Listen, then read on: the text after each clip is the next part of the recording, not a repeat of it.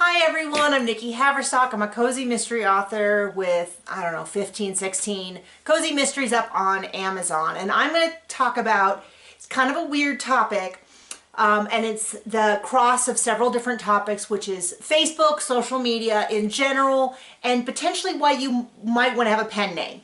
We have all heard, and this should be useful for you even if, I'm hoping this will be useful for you, even if you're already published, you've already committed, about how maybe you could kind of fix this problem. So if you might already know a lot of reasons why people consider pen names. It could be that they have a lot of lawyers, judges, people who work in the public eye who want to keep their real life separate from their book life, people who write maybe erotica or romance, or even I have a friend, in Europe, they don't have a problem with sex at any kind, but they have a problem with violence. So if you were to write horror or thrillers or anything like that in some other countries, you might want to keep that separate from like your kids' teachers. If you're a teacher, there's a lot of reasons. A very popular reason is if somebody's already publishing that has a name like yours, you don't want to confuse your brand with their brand, any of that. Okay, those are all really valid reasons. But another reason that is not discussed a lot, I've discussed it with Zoe York, who has a great channel here on YouTube, and I know she has some thoughts that I think she's going to do in a video as well, but you might want to have a pen name just to simplify your social media. So if you are like me, you've had social media for well over a decade, and you probably have a lot of people on your social media that maybe, old neighbors, your old babysitter, old co-workers. It could be people that have wildly different political views than you do right now. And I'm not saying that you should never have friends who have different political views. But whether or not you want to be exposed to those every time you log on is a different topic.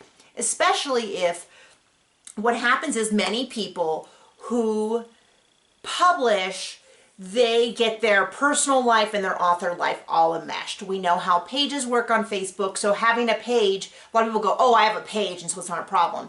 Except all of a sudden, no one can see your page, so you have to post on your profile, or people want to profile you, want to share your profile. Your peer authors might friend you. Almost every class I've taken recently has a continuing education Facebook group.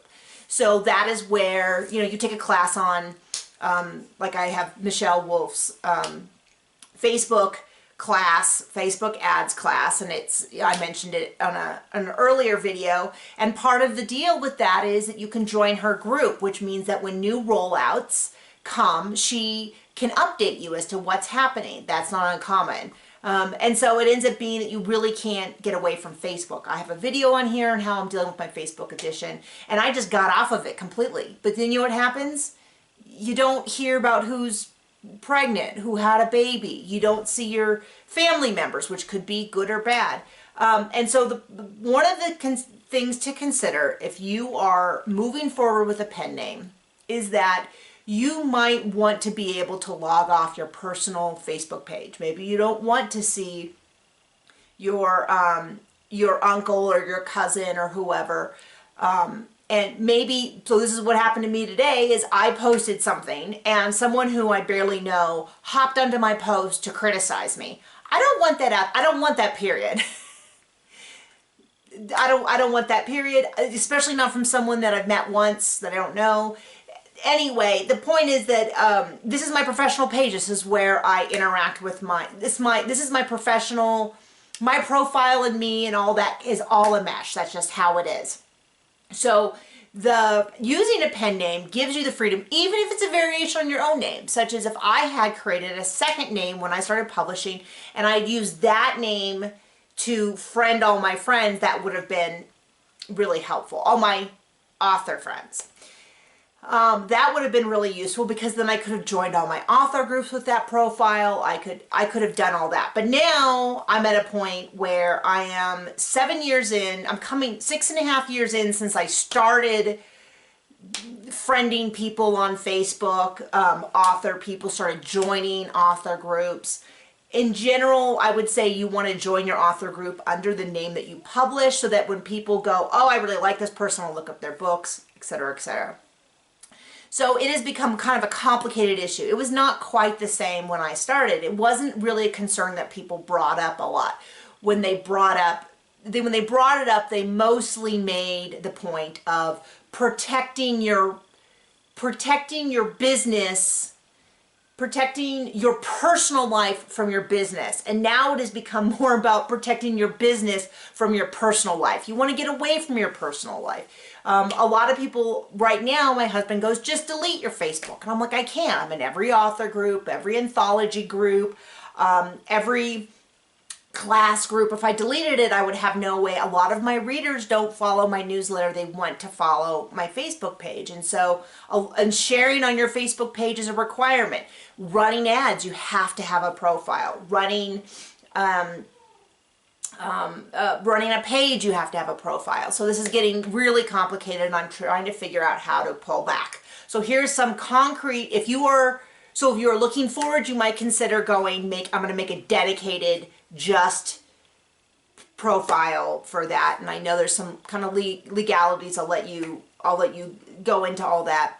But if you have already published under your real name like I have, and you are trying to pull back, I'm going to give you a couple tips, which is one, when you unfollow people on Facebook, they are less likely to see your posts as well. What that means is Facebook uses engagement algorithms, which means the more you engage with someone, the more likely you are to see them. So if you unfollow someone, and I've tested this, it doesn't seem to be a perfect ratio. I don't know whether these people are looking me up and following me on purpose. But in general, if you unfollow someone, they stop seeing your stuff as well. So it can be a very passive way, is if you've got a cousin that's always, making jokes that you don't necessarily find funny, that you feel undermine, they're posting, oh, you're still writing those porn books, eh? And you're like, please don't put that on my stuff. But you can't unfriend them, because then your aunt will call all upset, or whatever family dynamics you have, or your neighbor, and you don't want to have this conversation with them. You can just unfollow them. I'm going to be trying something new, which is called the Newsfeed Eradicator. It's an add-on on Chrome, which basically replaces your newsfeed with just a nice quote. You can still go to your groups. You can still see your posts. This might be a good option for you if your main problem is that you see other dumb people on the internet. I get it. Maybe even your best friend posts stuff that, they're constantly saying, oh, did you see this? And you're like, that kind of thing. So that is an option. And I know that different web browsers have different options. And you could probably just Google, if you use Firefox, go Firefox, Facebook add-on, and you'll probably find something where you can, I know, not Freedom, there's another one. I'm sorry. Anyway, you can look it up yourself. I'm not kidding. You can post in the comments if you know what they are, and you can block certain words. You can block so you never hear politics. You never hear COVID or Corona. You never hear, I don't know, the name of your local mayor that everyone's fighting about, you don't want to hear about. So you can hide those kind of things. You can hide just by topic. If there's a topic you feel really strongly about and you don't want to hear people. My issue, what I have been doing is locking myself off Facebook for weeks at a time. Unfortunately, it is not possible to do that if you, it is impossible to do that if you want to run ads. So you have to be logged into your account to follow your ads account, which then for me, before I know it, I'm back on Facebook. You can use things like Freedom, which is another application an add-on for your browser, where I can log into that and I can log myself off Facebook, but not the business page, just this. So you can try stuff like that. But I think going forward, I read something that I heard Becca Syme say, who also has a channel here, SYME, here on YouTube, that is excellent, is she talked about you can just have a post on your Facebook that says, find me at Instagram.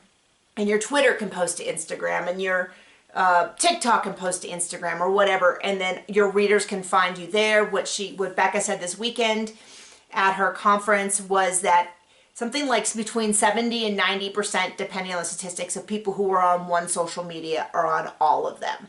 Meaning that if they're on Facebook, they're probably also on the Instagram, so maybe they can follow you there.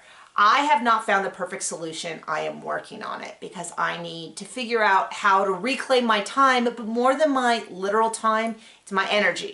I had a kind of a frustrating encounter this morning, and I lost an hour to being frustrated and walking around the house being frustrated and texting my friends being frustrated. And that is not a healthy interaction. I know a lot of you are much better people than me and you never get frustrated, but I just have had to acknowledge that this is who I am, and that if I let a little bit of negativity into my life, it kind of consumes me. And some people don't. Some people love fighting on the internet and they can stand up from their computer and walk away and they're done with it. But that's just not me.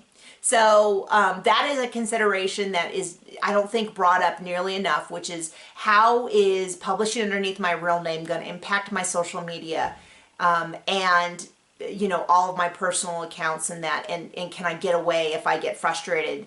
Am I tying my business to my personal account in a way that I cannot step away? So that's something you need to consider. If you have great suggestions, I'd love to hear them in the comments. If you have some great tool that I didn't mention, please let me know. I will use it, I will review it, I will try it. Otherwise, happy words and have a good week.